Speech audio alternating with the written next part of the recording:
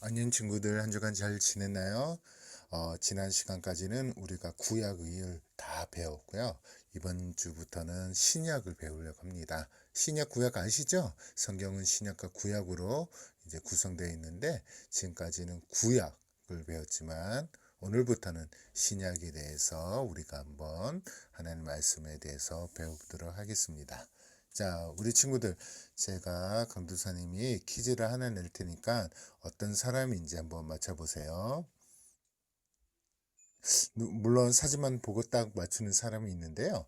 이 사람은 현재 축구 선수 중에 가장 많은 2억 2천만 명의 인스타그램 팔로워를 가졌고요. 또 현역 최고의 축구 선수를 불리우며 유벤투스, 지금 유벤투스는 아니고요. 전에 유벤투스 소속에 있었습니다. 이 선수는 누굴까요?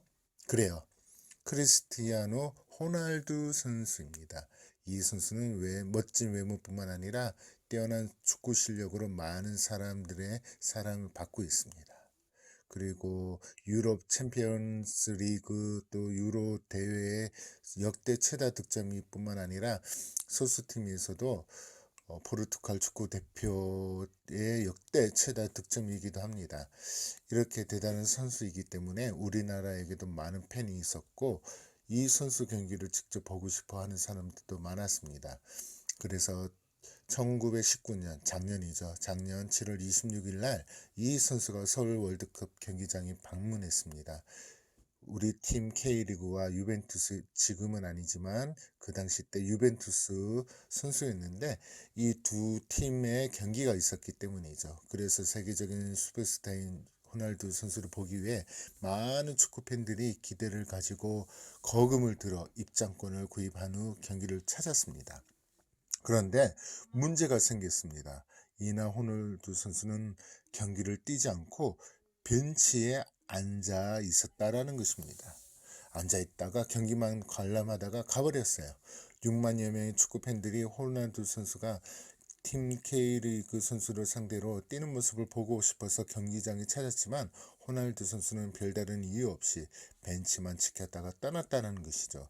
이 경기를 계약할 때 호날두 선수가 별다른 사유 없이 45분 뛰지 않으면 위약금을 물어야 한다는 조항이 있었지만 호날두 선수는 결국 약속을 지키지 않았습니다. 많은 축구 팬들은 호날두 선수가 경기에 뛰는 모습을 보기 위해 거금을 들여 경기장을 찾았지만 호날두 선수가 계약을 하지 않아 허무하게 경기장을 떠나고 말았습니다. 이렇게 약속하는 것은 어느 쪽이 지키지 않으면 다른 사람에게 피해와 고통을 줄 수가 있었습니다. 여러분, 사람이 자신의 한 약속을 지키는 것이 쉬운가요? 여러분, 다른 사람들과 한 약속을 한 번도 어기지 않는다는 것도 어기지 않고 다 지켰나요?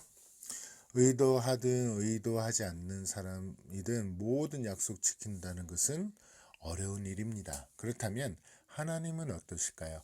성경을 보면 하나님은 우리에게 가장 좋은 한 분을 보내주실 것이라고 약속하셨습니다. 그리고 이분은 하나님이 하신 약속을 모두 지키고 이 땅에 오실 거라고 알려주셨습니다. 그렇다면 하나님은 성경을 통해 우리에게 약속하신 대로 그분을 보내주셨을까요? 그리고 그분은 정말 하나님이 하신 약속을 모두 지키고 이 땅에 오셨을까요? 이 질문에 오늘 미리 먼저 답을 알려드리겠습니다. 한번 읽어볼까요? 시작. 하나님이 약속하신 대로 이 사람의 후손에서 이스라엘을 위하여 구주를 세우셨으니 곧 예수라. 다시 한번 읽을까요? 시작. 하나님이 약속하신 대로 이 사람의 후손에서 이스라엘을 위하여 구주를 세우셨으니 곧 예수라. 맞습니다. 하나님이 약속하신 분이 누구라고요? 예, 바로 예수님이라는 것이죠. 하나님은 이 세상을 창조하셨습니다. 그러나 하나님이 창조하신 사람 아담과 하와가 하나님께 불순종하여 이 세상에 죄가 들어왔습니다. 죄가 세상에 들어오고 사람들은 어떻게 행동했을까요? 그래요. 죄가 세상에 들어오자 사람들은 하나님을 섬기지 않고 우상을 섬기며 하나님의 말씀을 따르지 않게 되었습니다. 그러나 하나님은 이 사람들을 버려두지 않고 구원자를 보내어 세상에 빠진 사람들을 구하러 오셨습니다. 그리고 하나님 누가 구원자인지 사람들이 알아볼 수 있도록 구원자에 대한 특별한 약속들을 선지자들 통해서 미리 알려주셨습니다. 하나님은 구원자를 보내시기 위해 약 700년 전 구원자에 대한 이사야를 통해서 알려주셨습니다. 하나님은 구원자가 처녀에게 나실 것이라고 약속해 주셨어요. 이것은 아직 결혼하지 않는 여자 어른이 아이를 낳는다는 말입니다. 이렇게 구원자는 특별한 방법으로 태어난 것을 약속하셨다는 것이죠. 정말 생물학적으로 태어날 수 없는 내용이라는 것이죠. 또 하나님은 미가 선지자 통해서 구원자에 대해서 알려주셨습니다. 하나님은 구원자가 베들레헴에서 태어날 것이라고 약속하셨습니다. 그러므로 반드시 베들레헴에서 태어나야만 하나님의 약속하신 구원자입니다. 그리고 하나님은 구원자가 왕으로 오실 것이라고 선지자 이사야를 통해서 약속하셨습니다. 이렇게 하나님이 약속하신 구원자는 처녀의 몸에서 태어나고 베들레헴에서 태어나고 그리고 왕으로 오신다는 것이죠. 이 약속을 모두 이루셔야만 하나님의 약속하신 구원자가 될 수 있는 것입니다. 시간이 흘러 하나님이 약속하신 때가 되자 하나님의 약속을 모두 이루고 구원자가 이 땅에 오셨습니다. 한 천사가 처녀 마리에게 나타나셨습니다. 그리고 그녀가 임신하여 아들을 낳을 것이라고 이야기해 주었습니다. 마리아는 요셉과의 결혼을 앞두고 있었지만 천사는 결혼하지 않은 마리아에게 구원자가 탄생할 것이라고 알려준 것입니다. 결혼하지 않는 처녀는 임신할 수 없지만 하나님의 약속대로 처녀 마리아가 하나님의 능력으로 임신하게 된 것이죠. 하나님이 약속하신 특별한 방법으로 구원자가 태어난 것입니다. 그 후 마리아와 요셉은 결혼하여 나사렛에서 살았습니다. 그런 중 그들은 로마의 황제의 명령으로 고향 어디죠? 베들레헴으로 가게 되었습니다. 그들은 베들레헴에 있을 때 마리아가 아기를 낳게 되었습니다. 하나님이 약속하신 대로 구원자가 베들레헴에서 태어나게 된 것입니다. 또한 하나님이 약속대로 구원자는 왕으로 태어나셨습니다.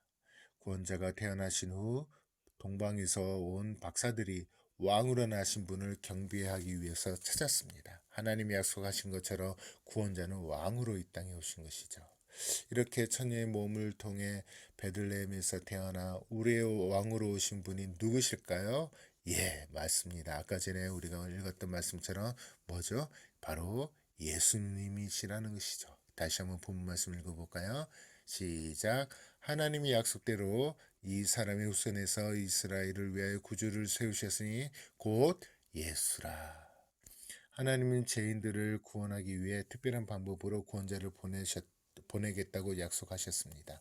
하나님은 우리가 구원자임을 알아볼 수 있도록 그 방법을 알려주었고 하나님 약속대로 오신 구원자가 바로 예수님이시라는 것이죠.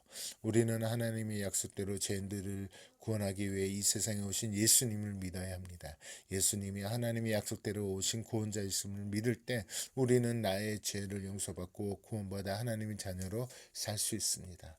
지금도 하나님을 알지 못하고 예수님을 알지 못하고 자기 마음대로 살아가는 모습들이 너무나도 많습니다. 그러나 우리 모두 예수님이 하나님의 약속대로 오신 구원자이심을 믿고 나를 구원하신 예수님께 감사하며 하나님의 자녀로 기쁘게 살아가시는 여러분이 되기 바랍니다. 우리는 더 이상 제 자녀가 아니라 하나님 자녀로서 지금 이 땅은 정말 힘들고 어렵고 여러 가지 문제들이 많지만 결국 하나님이 예수님이 이 땅에 다시 오실 때 우리는 구원받아서 정말 영원토록 하나님과 함께 천국에서 살아가는 것입니다. 그것을 기억하면서 늘 감사함과 기쁨으로 살아갈 수 있는 저와 여러분들이 되길 바랍니다. 한 주간도 잘 지내요. 안녕.